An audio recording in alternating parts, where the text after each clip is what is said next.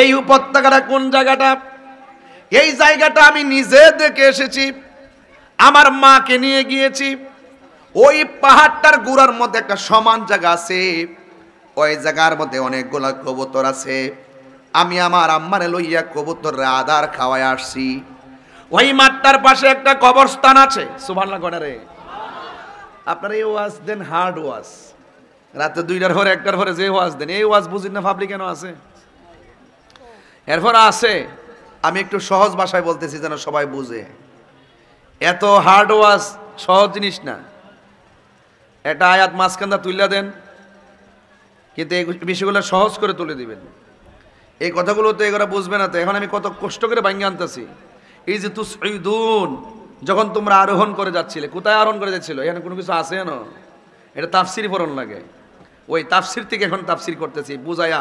এটা শানে রুজুল কি, শানে উরুদ কি, এটা বুঝাই আপনাদেরকে আয়াতের মর্মার্থ ব্রেইনের ভিতরে ঢুকাই দিয়ে যাইতেছি, যেন সকালে বলতে পারেন অন্তত পক্ষে আমার নবীজির শান মান আল্লাহর দরবারে কত মহান। কথা কোন ঠিক কিনা? আর জোরে কন্যা, জোরে কন্যা, ঠিক কিনা বলেন? আহা, আমার যুবক ভাইয়েরা, আল্লাহ রাব্বুল আলামিন এর হাবিব ডাক দিয়া বলছে, সাহাবারা, কাফেররা আমাকে মারতে আসতেছে, কাফেররা কোরআনের বিরুদ্ধে অস্ত্র ধরেছে, কাফেররা ইসলামের নাম নিশানা মুছে ফেলার জন্য তারা চলে এসেছে। এই পাহাড়ের মধ্যে তোমরা দাঁড়ায় থাকবা, এই পাহাড়টা কোনোভাবে পরিত্যাগ করা যাবে না। সাহাবায়ে কেরাম তো এতটুকু বুঝে না, কিন্তু আপনারা জবান খুলে বলেন, আমার নবী গায়েবের খবর জানে কি জানে না? নবী গায়েবের খবর জানতো বলেই আমার নবী বলছে এই জায়গাটা ছাড়ো না।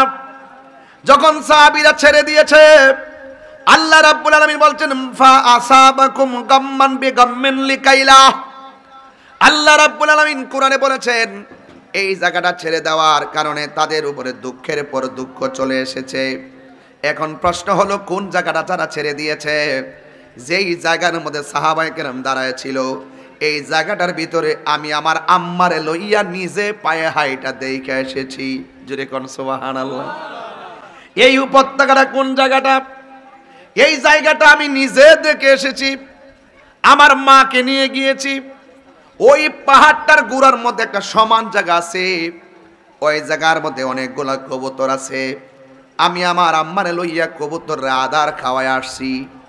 ওই মাঠটার পাশে একটা কবরস্থান আছে। সুবহানাল্লাহ গণারে, আপনারা এই ওয়াজ দেন, হার্ড ওয়াজ, রাতে 2টার পরে 1টার পরে যে ওয়াজ দেন, এই ওয়াজ বুঝিন না ভাবলি কেন আছে? এরপর আছে, আমি একটু সহজ ভাষায় বলতেছি যেন সবাই বুঝে। এত হার্ড ওয়াজ সহজ জিনিস না। একটা আয়াত মাঝখানটা তুলে দেন, কিন্তু এই বিষয়গুলো সহজ করে তুলে দিবেন। এই কথাগুলো তো এগুলো বুঝবে না। তো এখন আমি কত কষ্ট করে ভাঙ্গি আনতেছি। এই যে তুসঈদুন, যখন তোমরা আরোহণ করে যাচ্ছিলে, কোথায় আরোহণ করে যাচ্ছিল? এখানে কোনো কিছু আছে না? এটা তাফসির পড়ন লাগে। ওই তাফসির থেকে এখন তাফসির করতেছি বুঝাইয়া। এটা শানে রুজুল কি, শানে উরুদ কি, এটা বুঝাই আপনাদেরকে আয়াতের মর্মার্থ ব্রেইনের ভিতরে ঢুকাই দিয়ে যাইতেছি, যেন সকালে বলতে পারেন অন্তত পক্ষে আমার নবীজির শান মান আল্লাহর দরবারে কত মহান। কথা কোন ঠিক কিনা? আর জোরে কন্যা, জোরে কন্যা, ঠিক কিনা বলেন? আহা,